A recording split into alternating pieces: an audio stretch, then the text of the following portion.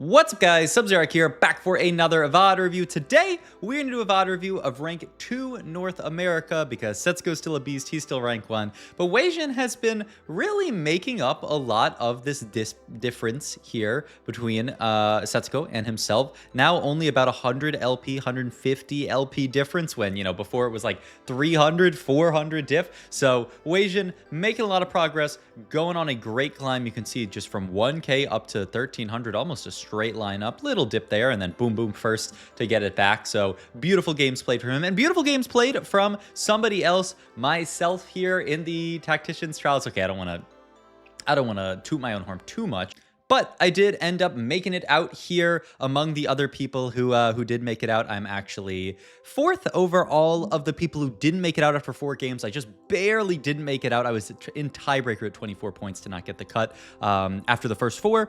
So I had to play a couple extra games, 37 points on the day. Pretty darn good, if I will say so myself. So we're going to play day 2 tomorrow. Really, really looking forward to it. I feel like my read on the meta is pretty good. Just have to play clean games and also just let Mortdog give me some good spots to play. And we're VOD reviewing Wasian today because Wasian played a comp that I am not that confident on. Honestly, this is one of those lines where I feel like I need to VOD review Wasian because he actually plays this line a decent bit and does quite well with it. And every time I played this line, it has ended in disaster. And so we're going to watch some Wasianiverson play into this line here. We have kind of a whatever opener so far. We have, almost a Meeple opener here. We check our Stargazer. Pretty good, actually, but we don't have a lot of Stargazer units. But we do start the game with a Lissandra 2, a Vhagar, and a Poppy pair, which is a lot of direction towards a reroll line. This is the kind of, I feel like, the ugly duckling of the one-cost reroll lines. Obviously, you have the Stargazer stuff. You have the Primordian stuff, which is really, really good. You even have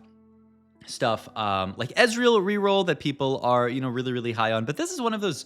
This is, like, in my opinion, the worst one-cost reroll line, but every time I see Wasianiverson play this, he does fantastic with it, and he does see early learnings here, and so he is just going to snap off this Augment immediately. Still, it's been quite nerfed. Now only gives 1 at the start, but still, I mean, the scaling is undeniable. By the time you get to, something like a stage 4, you have an insane amount of stacks statted up onto these one costs. The other nice thing about Wasian Spot is he actually does have the ability to flex, right? If he finds stuff like a Cho'Gath 2 here, he can actually play into Cho-Ez from this spot. This Augment really good into that comp as well, obviously. It gives you that kind of like double permanent scaling where you're getting more AD and AP and you're getting Cho stacks and you're getting Ez stacks. And so if you can make it through the early game at all, you can just completely run away with the game.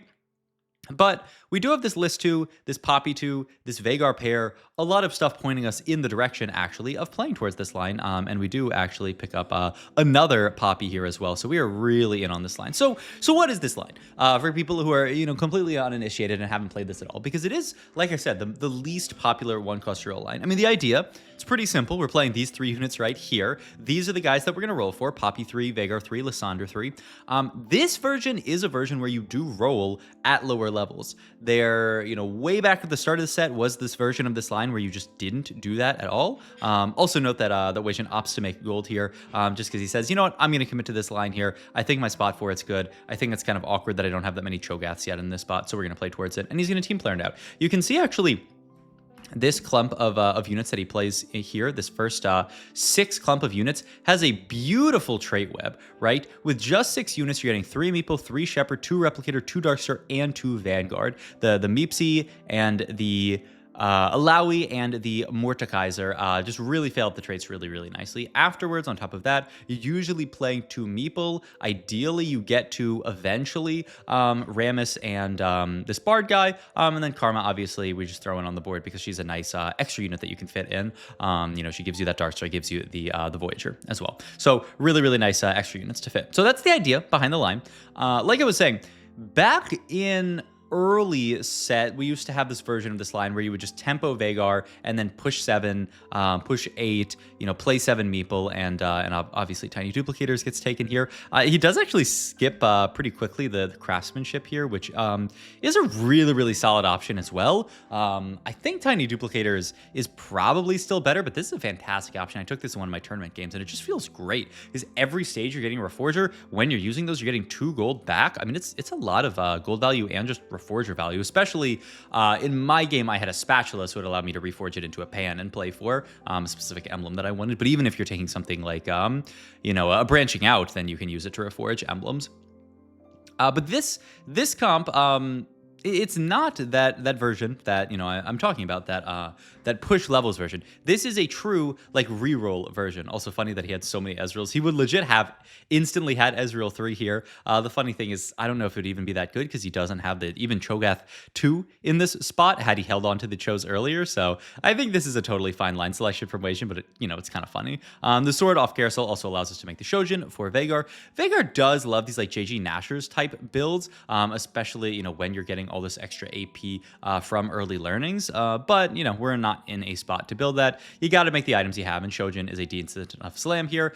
Just put us up for this very real mix streak, the win-loss, into maybe even a win here. We'll see. Not the end of the world if it is the case that we mix streak, because we do still have a great spot. Veigar 2, Poppy 2, Lysandra 2, and the extra copy sitting on bench here. So I think Wasian's totally fine with this spot, but a little funny that we do get the mix streak, but we do get to make 30 gold off this win. So we'll definitely take it. Puts us into a decent spot econ-wise.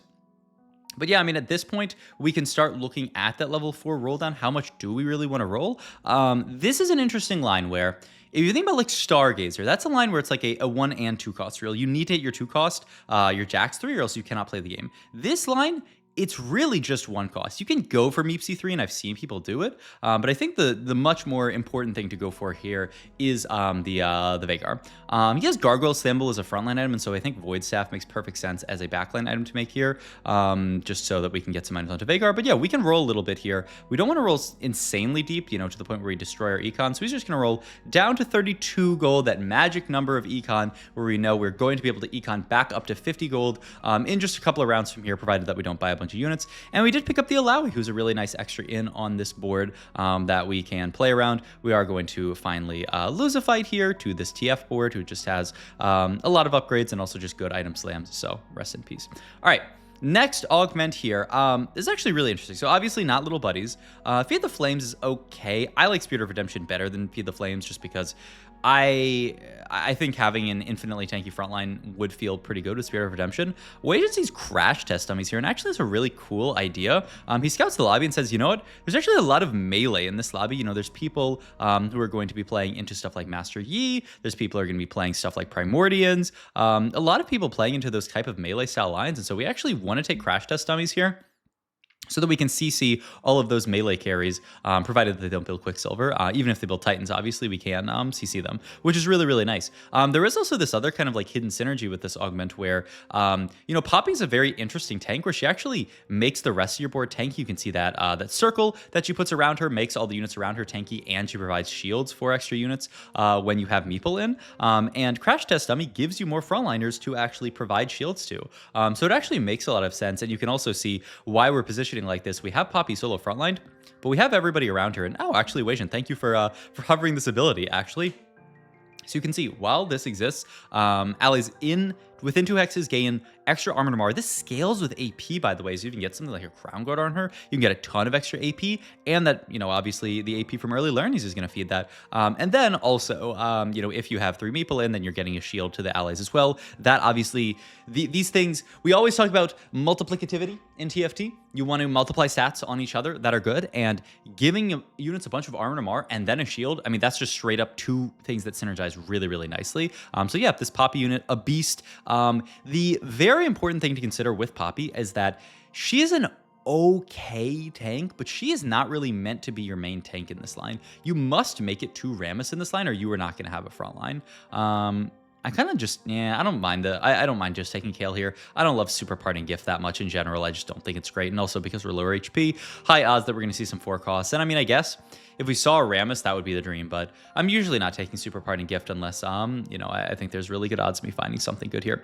We're going to continue to slow roll a bit here. 1 off Lysandra, so we're going to send it here and then pick up the Lysandra 3 here. This List 3 unit, honestly, kind of a beast in this line. I feel like I used to underrate her quite a bit.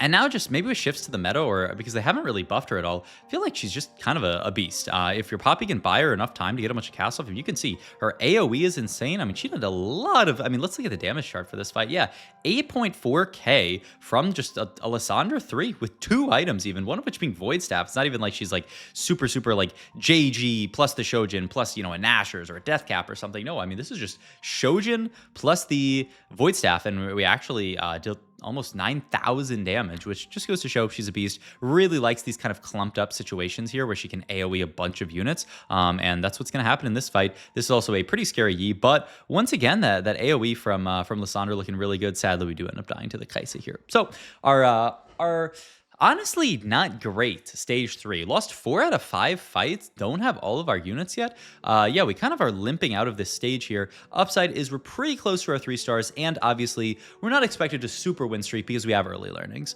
And so, this stage 4, is where we're going to hit our 3 stars and then really come online with the scaling from early learnings and also just with all of our upgrades here. So that's what Wasian's hoping for, at least here. We are going to roll down here, hope to find the Veigar 3 in this roll down, find an extra Poppy, 2 off Poppy, which we can then just dupe with the tiny dupes and level up here. Cracks the Anvil, was really looking for Nashor's JG, but missed it. And also, he'd love to make like a gargoyle or something, but he's going to be forced to make Declaw here, which is a little awkward. I will say, this meta has become more AP heavy, I feel like. At the start, I feel like everyone was thinking about angling towards these like Master Yi lines and things like that, and I feel like more and more, people are open to playing these like AP style lines. The Lulu reroll line that we talked about a couple of days ago, that has really started to pop off. So I feel like the meta is becoming actually a decent balance of AD and AP. Obviously, AP Flex is still a little weak. You're not that excited to play something like a Karma LeBlanc line or Karma even Nami lines after the nerf to Nunu. None of these options look amazing to me, honestly. Gilded Steel, I think, is like okay, but if you miss on Bard, there's not that great of stuff. Shen would be okay, but then you're gonna have to figure out like fitting Shen later. It's actually quite awkward. So I don't think it's actually that amazing. And he's actually looking at the 5 cost saying, yeah, I don't really think all of these are that good. Best Friend's not great. He sees explosive growth here, and he just grabs this immediately. I think this is an amazing augment pickup from Wasian because of what we talked about earlier. Actually, we mentioned it for a sec. The way to actually cap out your comp with this comp is that you must reach Rammus 2. It's very, very, very important. Without Rammus 2, you do not have a good enough front line, because this Poppy, once again, she's kind of a support tank. She makes your other tanks tankier. And honestly, a lot of these items on her, they'll get her casting, but it doesn't really matter. She just scales with AP, but you don't need to put, a Declaw on her, a Gargoyle on her. It's really not that valuable. You'd much rather have those items onto a Rammus 2 and then have Poppy scale the Rammus up and make him tankier. So that's what we're looking to do normally in this line. So we must then actually reach the Rammus 2. And I think this is kind of like the missing factor when I've played this line. I have not made it to Rammus 2 before, because you have to, obviously, you usually have to spend a decent amount of gold to hit your 3 stars. And then sometimes, if you get trapped on like level 6 or level 7, and you can't actually make it to 8 and the Rammus 2, then your life is just really, really bad. I don't think either of these are great, so I guess we will take the Duplicator bundle here. We do get the Karma, who, is a decent unit onto this board. And we do pick up the Alawi too, which is nice. So we can just use these dupes for, I guess, an Aatrox too. Nice. I don't know that we're going to go for Aatrox 3. It's probably just going to use these dupes for gold, but hey, that's okay. Other thing to keep in mind in this line, by the way, which could be a disaster for Wasian in this game, is we're scouting the lobby and realizing there's actually a lot of quirky Riven players in this lobby. This line has become more popular. And so you should be really careful when you're playing this line how many quirky Riven players you see when you're scouting early, because once again, if you're in a world where you cannot find enough Rammuses to actually cap out your board, your life is going to suck here. And so Wasian actually acknowledges this here, finds the Rammus, pushes level, and he's going to roll down here because he says, you know what, if I wait to roll, if I wait later, I might not be able to find this Rammus, because look at all these people who are holding these units. And he's actually pretty fortunate that he does find the Rammus 2 here. I think, honestly, this saves his game and saves this from potentially even being a bot 4. But finding the Rammus 2 early here, it's kind of like, as the meta has developed, Rammus is to what Nunu was last patch, like where he's just like impossible to find. We're going to roll here, try to find a JG for Veigar. We do also need Heal Cut here, which this actually does pretty well. JG JG plus Sunfire seems very reasonable. And then we just throw the Sunfire onto the Poppy here, and then move the Void Staff over. He'd like to make double Nash here, JG double Nash. That's like BIS Veigar, especially with all the extra AP we got, but against a lot of these boards, he scouts around and he's like, I do not think it's okay for me to skip Sunfire against all these boards. I'm just going to have so much trouble getting through these melee carries, these big tanks, without the Sunfire.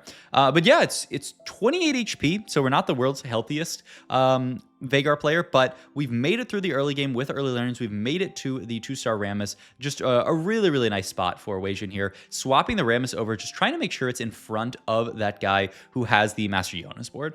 We do not want to end up in a world where this Master Yi ends up wrapping to backline, because that can easily be a lost fight that we would otherwise win. But yeah, I mean, with the Rammus too, you can see this board has a ton of frontline. The Veigar just does 16,000 damage. This Veigar guy, he is a monster. I mean, once again, if you can make it to the front line, this Veigar guy will output infinite damage. And so now that we've made it to it, especially with the early learning scaling, our spot does just look kind of insane here. There's not much to roll for on 8 here. He makes the swap over the Rammus there in a nice position. The Yi is in a kind of weird spot here, and here's where life gets horrible. You can see Wasian's face here. He's very unhappy. To play this back, to show you guys what actually occurred here, because this is actually kind of important just to know. Yi does this a lot where he meditates. And what happened is this Akali actually dashed forward here. And then after Master Yi killed this unit, the Akali then provided a blocker for the Yi, which allowed him to just fly to backline here.